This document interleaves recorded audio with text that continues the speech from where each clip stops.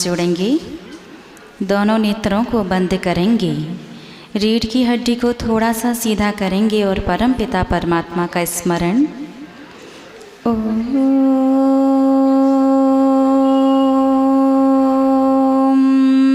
नमः सिद्धेभ्यः।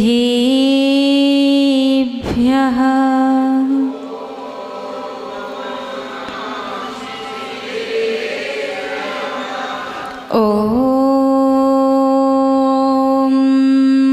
नमः सिद्धेभ्यः।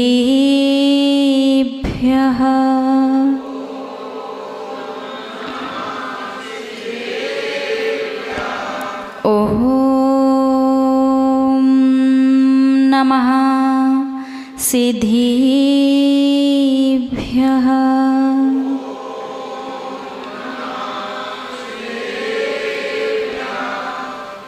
जय मंगल भूदाणं विमलाडं डाणिदंसणमयाडं तैलोयसे हराडं डमोसया सवसिद्धाडं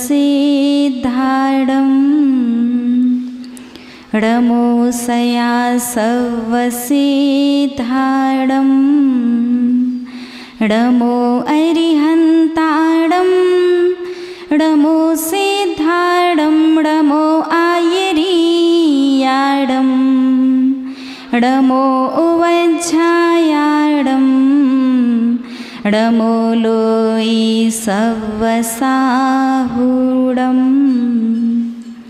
जय बोलिए त्रकालवर्ती त्रैलोक्य पूज्य विश्वाराध्य पंच परमिष्टि भगवान की।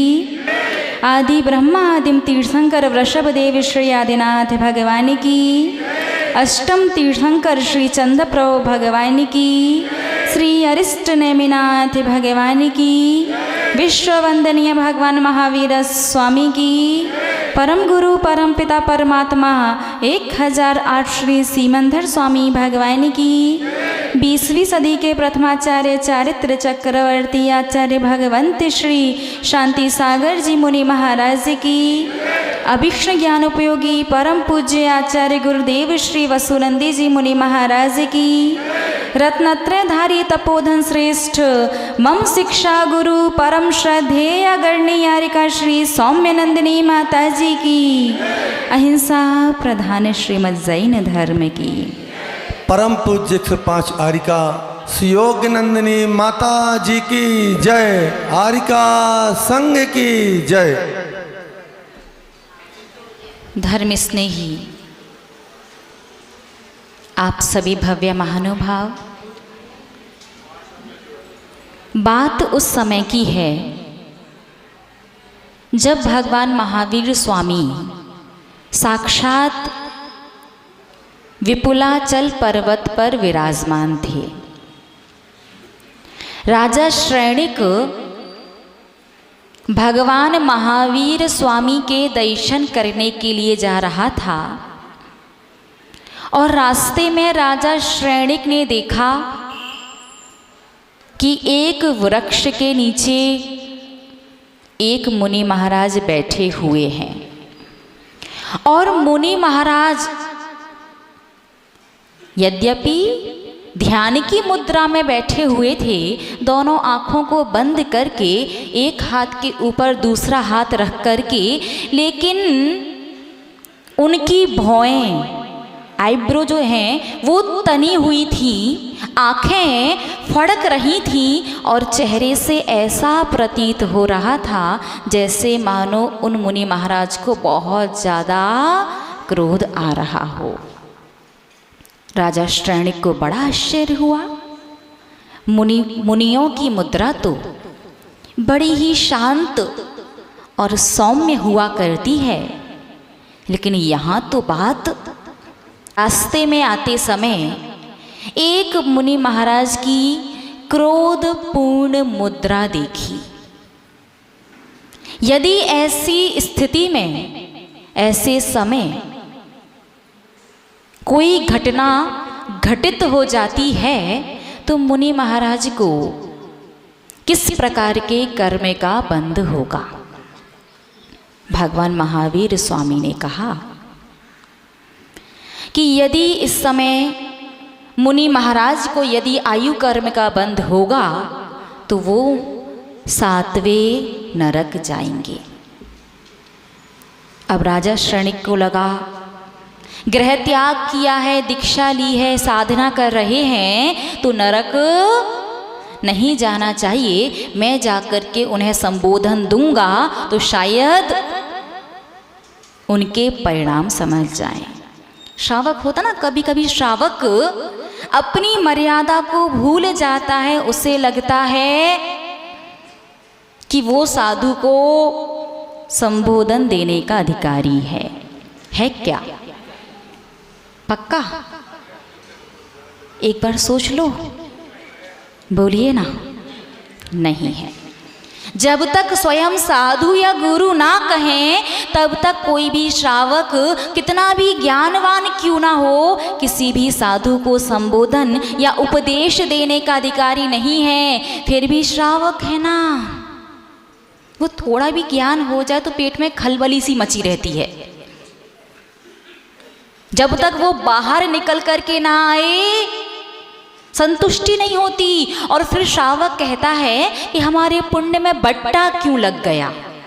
पुण्य में बट्टा समझ में आया? नवदा भक्ति में क्या आता है? मन शुद्धि, वचन शुद्धि, काया शुद्धि, आहार जल शुद्ध है, वंदामी या नमोस्तु। लेकिन श्रावक का काम इतने से नहीं चलता। वो साधु को बताता है कि आप मुद्रा लेकर के आए हैं, अब आपको क्या करना है? मुद्रा छोड़िए, अंजलि बनाइए, रत्नत्रय की आराधना के लिए हमारे हाथों से आहार ग्रहण कीजिए। कमाल की बात है। कहाँ लिखा, किस शास्त्र में लिखा है आप जानते हैं? कहीं आपने पढ़ा है क्या ऐसा कुछ? चरणानियोग के किसी भी शास्त्र को पढ़ लीजिए, नवदा भक्ति के अंतर्गत कहीं नहीं आया कि मुद्रा खोलो, अंजलि बनाओ, हमारे हाथों से या रत्नत्रय की आराधना के लिए आहार ग्रहण करो। आपने ये सब कुछ बोला है ना, ये साधु को उपदेश देना हो गया। साधु भी जानता है वो मुद्रा लेकर के आया है तो किस लिए आया है। आपने बस मन शुद्धि, वचन शुद्धि, काया शुद्धि, आहार जल शुद्ध है और उसके बाद नमस्कार किया और साधु समझ गए कि अब मुझे मुद्रा खोल करके अंजलि बना करके आहार करना है। शास्त्रों में कहीं भी नहीं है। यदि आप ये सब कुछ बोलते हैं तो आप करते हैं अनधिकारी चेष्टा। अनधिकारी, जिस बात का आपको अधिकार नहीं है, और अनधिकारी चेष्टा करने का तात्पर्य है अपने पुण्य में कमी कर लेना। देखिए, इसमें पूरी गलती श्रावकों की भी नहीं है। कुछ कुछ साधु ऐसे भी होते हैं कि जब तक आप उनसे ना कहोगे कि मुद्रा छोड़ो, हाँ, वो छोड़ते नहीं हैं। और कुछ कुछ तो ऐसे भी होते कि जैसा कि आप लोग कह रहे हैं कि वो उठ करके चले जाएंगे कि आपने मुद्रा खोलने के लिए नहीं कहा। तो आपको क्या करना चाहिए? आपको करना ये चाहिए, पहले बस इतना सा बोलो, मन शुद्धि, वचन शुद्धि, काया शुद्धि, आहार जल शुद्ध है, वंदामी या नमोस्तु। और उसके बाद यदि साधु मुद्रा ना खोले तब आप बोलिए कि मुद्रा छोड़ करके अंजलि बना करके आहार ग्रहण करें।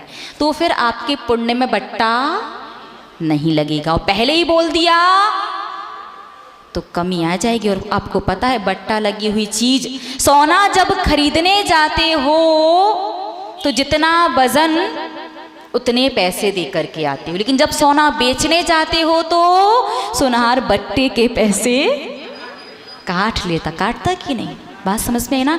क्रिया करने गए, मेहनत पूरी की, समय पूरा लगा, लेकिन जब फल मिला